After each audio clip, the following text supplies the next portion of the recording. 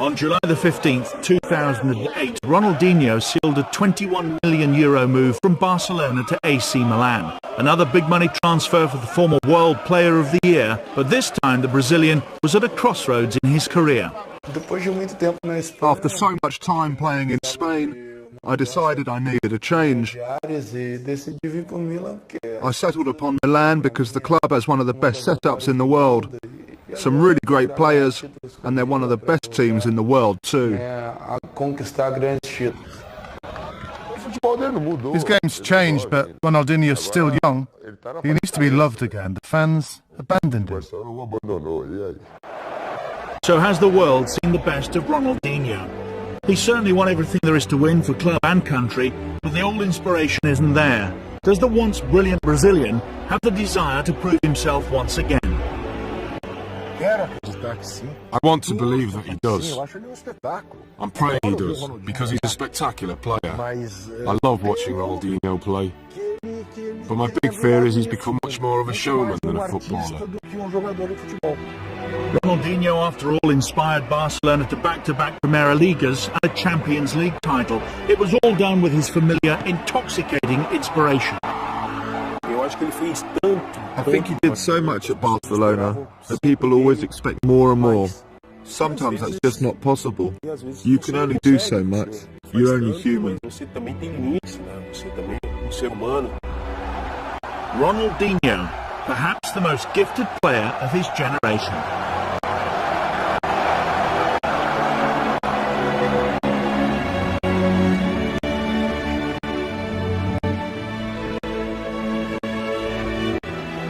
Between 2004 and 2006, Ronaldinho redefined football. He combined vision, touch and invention with steely determination, inspiring Barcelona to title after title. It was a joy to watch him, and he was one of the guys that made the public came to the stadium. It looked like he was always happy and content on the pitch, and the only thing he wanted to do was play his game.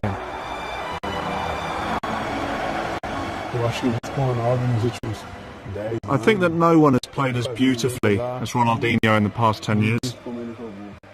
He was able to achieve those big wins, leading Barcelona to the Spanish title, helping them win the Champions League. He was able to give them that most important element, but at the same time, he'd always do it with a smile on his face.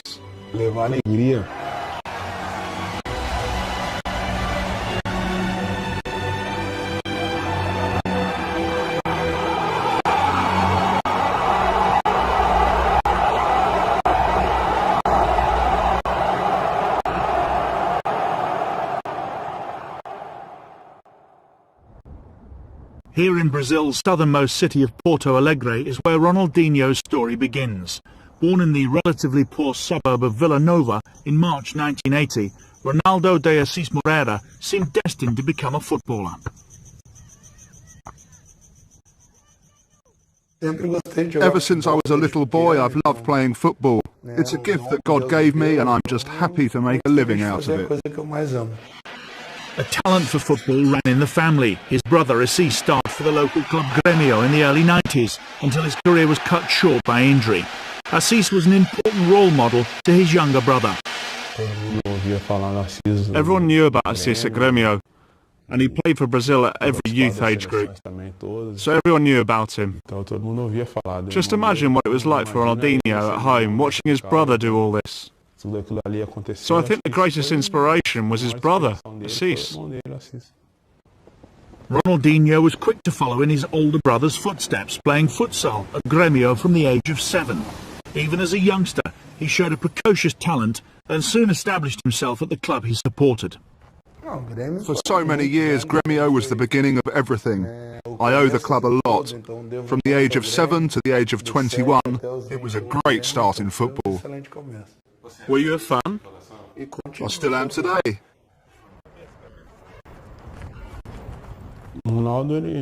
What he does today, he was doing back then at the age of 12 or 13. Everyone at Grêmio and in the south of Brazil knew that Ronaldinho was going to be a great player. As well as his brother, the young Ronaldinho had another hero, Rivellino, one of Brazil's stars of the 70s. I'd always watch loads of videos of him, and I'd imagine myself being Rivellino. And then I wanted to be left-footed too, like Rivellino, and then Maradona. And my brother as well. Practically all my heroes were left-footed. Rivellino was, and still is, one of my biggest football heroes. For all the tricks and flicks he learned from watching his heroes, Ronaldinho was no stranger to hard work. If he could play after training had finished, then he would. We'd leave and go to Restinga, where I lived, and then play football again. His life has always been about football. Having won the Under-17 World Cup with Brazil in 1997, Ronaldinho returned to Grêmio ready for first-team action. The teenager was an instant hit with the fans. Despite his skinny frame, he adapted to the tough regional championship well and impressed the supporters with his eye for goal and an extraordinary touch.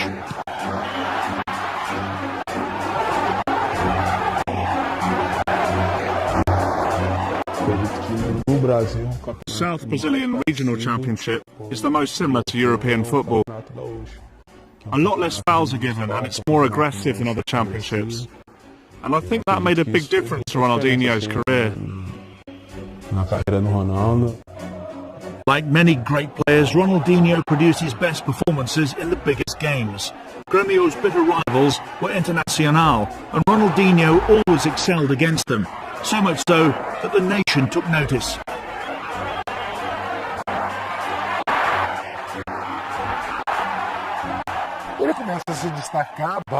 He first caught the eye in the Grêmio Internacional derby, in a regional final, when he famously dribbled past Dunga. And it seems, even to this day, Dunga hasn't forgiven him. And that's when everyone said, "My God, who is this kid?" What a confident kid to do that to the '94 World Cup winning captain. It wasn't long before Vanderlei Luxemburgo called him up to the Brazilian national squad, and to help him settle in, Ronaldinho was to share a room with the captain and former Grêmio teammate, Emerson. Generally, a young player's a little shy, or afraid of speaking to anyone. And I think I helped him feel at home, especially as I was also from the south of Brazil, and had played for the same club.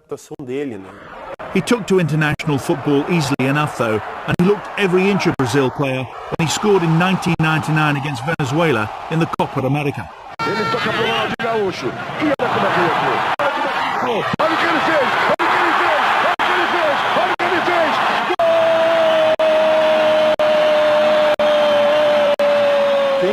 There was that moment against Venezuela when he came on as a substitute and scored that now famous goal. The opposition was poor, but the goal itself was spectacular. Suddenly the kid from Villanova was a star, but perhaps he'd outgrown his southern Brazilian origins. When Paris Saint-Germain expressed an interest, Ronaldinho had to go. I think Ronaldinho is the greatest player to come out of Rio Grande do Sul, and one of the greatest in Brazil. However, I think the region hasn't recognised that fact. The fans turned on their hero though when they learned he'd signed for PSG on a free transfer, taking advantage of the Bosman law. The love affair between Ronaldinho and his hometown club was over. That was more of a fans thing. He was labelled a mercenary because Grêmio did not receive a transfer fee. Because in Brazil we don't have a Bosman law, and in Europe they do. Ronaldinho didn't hurt anyone. He didn't rob anyone. He didn't take money from anyone. He did everything within the laws of the game. These days it happens all the time and no one gets upset about it.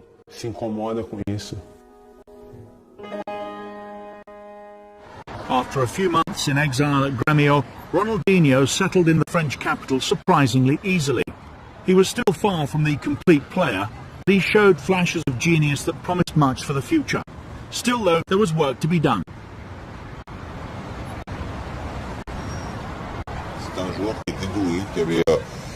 He needed to work to progress. In the first year, he understood this.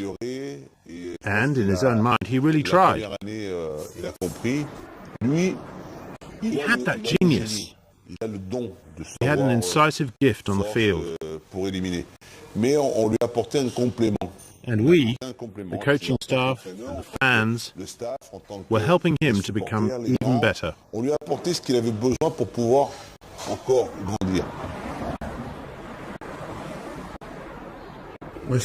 It was a great learning process there. It was my first club outside Brazil, and so I learned an entirely new culture and a new type of football. It was a really important stage in my life. Once again, Ronaldinho came alive in the big games, but he struggled for consistency.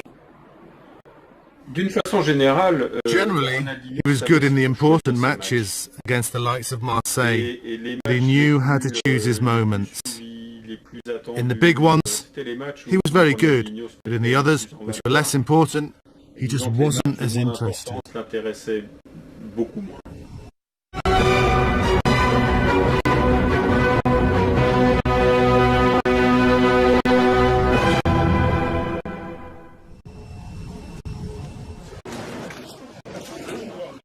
As the four times world champions travelled to the 2002 World Cup in Japan and Korea, the pressure wasn't as intense as it might have been. I think we left the country with little faith in us, especially from the point of view of the press, and also the fans. We hadn't done well in qualification, but we were always confident, and were able to prove people wrong. Without the pressure of being tournament favourites, Brazil were able to express themselves. Ronaldinho played alongside Ronaldo and Rivaldo in an attacking trio, and the youngster blossomed in such celebrated company.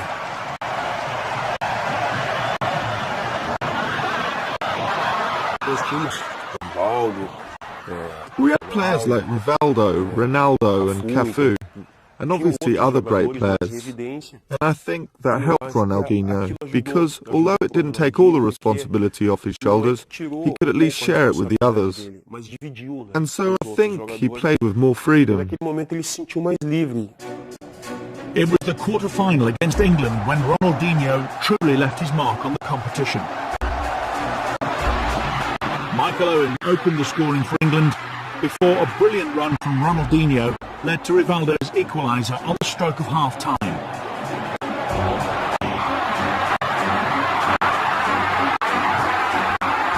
Then 5 minutes into the second half, a stroke of genius from the 22-year-old.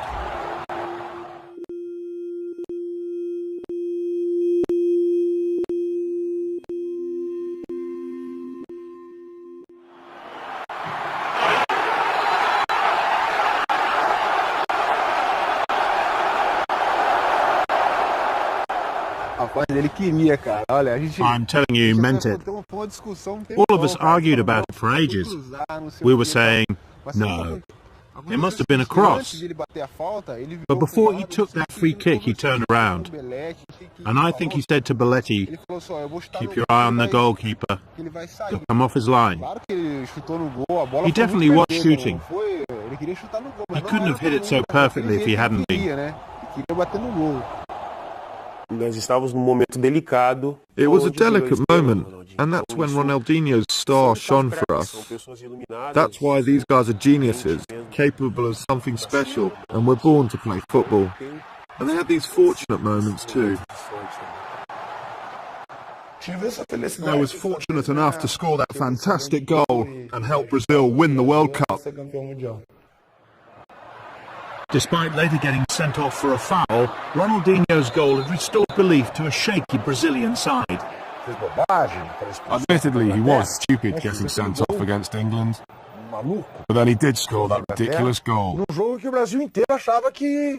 that was in a game where the whole country thought we'd lose. Because we thought England were better than Brazil. Brazil never looked back. They overcame Turkey in the semi-finals, which meant they were to face Germany in the final. 2 goals from Ronaldo gave the Brazilians a 2-0 win and a record 5th World Cup. Ronaldinho was voted the tournament's best midfield player. The youngster from Porto Alegre had come a long way. Becoming a World Cup winner was a dream come true. As soon as I started playing football, I'd imagine myself in a Grêmio shirt and then in a Brazil one. And then I'd picture myself winning the World Cup with Brazil, so it really was a dream come true. Back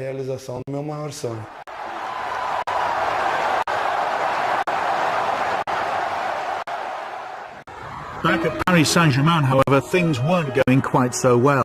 His inconsistent form was still an issue, and manager Luis Fernandes complained that the Brazilian was more interested in the Parisian nightlife than turning out for Paris Saint-Germain. Had that World Cup win gone to Ronaldinho's head? When he came back to us for the second year, it wasn't the same. In his mind, he was a world champion. His family were not here. They'd gone back to Brazil and he was alone. So it was difficult for me, for the club, and his teammates. Because it was the same Ronaldinho, but it was a different player. Which was a shame because we gave him a lot. It was time to move on. Europe's top clubs queued up for Ronaldinho's signature in 2003, and eventually he decided that his future lay in Spain with Barcelona. Ronaldinho was to be the star who would revitalise the Catalan giants. He came in a moment that few people believed in the possibilities of Barcelona, and he gave the people the way to hope and believe in a new team to win important things. His impact was immediate. I think it was a case of either, here, I show what I can do and gain the respect of the whole world, or just stay and be a millionaire. Like another Denilson, someone good at this circus, a trickster, but not a footballer. The tricks were no longer for show. Ronaldinho was becoming a decisive player, scoring crucial goals at crucial moments. I must say he's one of the few players I saw in my life that made a difference and that could make a difference and did it in a very natural way. Under the management of Dutch legend Frank Rijkaard, Barcelona became unstoppable. And in Ronaldinho they had the symbol of Rijkaard's attacking football philosophy. In just his second season, he helped Barca to their first league title in 6 years.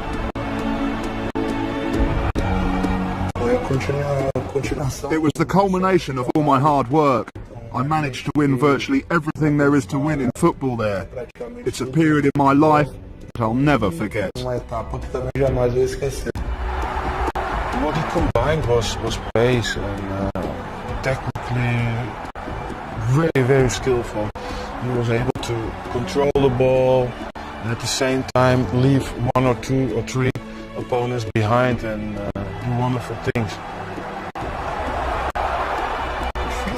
It's difficult talking about myself, but I like to dribble with the ball to create chances. I always think of myself as a very creative player. I don't have to talk about the things he can do with a ball. He's got incredible vision. He picks out his pass before the ball has even reached him. I know very few players who can do that.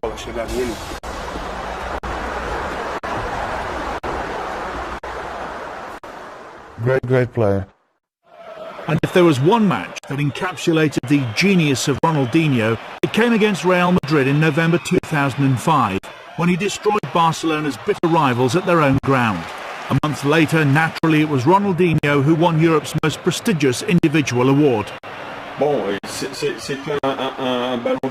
It was a unanimous Ballon d'Or in 2005, and he could well have won another one, but I just don't think he had the discipline. World Player of the Year in 2004 and 5, he then helped Barcelona to a second successive title in 2006. It seemed Ronaldinho had the Midas touch. All the titles were great. The Primera Liga, the Cup, everything I won with Barcelona was significant to me. There was one trophy that Ronaldinho and Barcelona still craved, the Champions League. But 2005-06 was to change all that, as the Brazilian inspired his team to play some of the best football Europe has ever seen. I think that was a great period in football. He revolutionised the game, because since then, more and more technical players have been emerging. And we have so many great players today, dribbling and playing in an artistic way. Barcelona faced Arsenal in the 2006 Champions League final. Despite going a goal down early on, they came back to win 2-1 and seal a memorable year with a memorable triumph. Ronaldinho in particular was the hero of Catalonia. He was treated like a king in Barcelona for 2 years. And that's everything an artist could wish for. It's like getting on stage and the whole audience is focused on you, singing your songs without even opening your mouth. Every song. That's the best feeling. But Ronaldinho struggled to replicate his club form for his country. The 2006 World Cup should have been Ronaldinho's chance to shine. But while he was the undisputed king at Barcelona, with Brazil, he had to settle for a supporting role amongst a lineup of stars. It's different playing in the national team. You have to share the attention with the other players, as it's all the stars playing together. It's much easier being the only star, but when you get together with all the others, you have to have more than just football. And I think that Ronaldinho's attraction is limited just to the football pitch. Ronaldinho wasn't born to be the main player in a team. He was born to be an extraordinary teammate. And people wanted to make him the star man who couldn't cope. Brazil began with 4 wins, but their performances were unconvincing. And Ronaldinho looked a shadow of the player who'd been terrorising European defences all season. What happened in the 2006 World Cup? He should have been the star player. But he looked almost afraid to be playing alongside Ronaldo and Kaká. He wanted to be one of the others. People expected him to lead that team, and he didn't. I don't think he ever will. A 1-0 defeat to France in the quarter-finals ended Brazil's hopes of justifying their status as tournament favourites. Their performance was heavily criticised back in Brazil, and as the man who carried a nation's hopes on his shoulders, Ronaldinho was singled out. That's football. When you win, you get compliments. When you lose, you get criticised.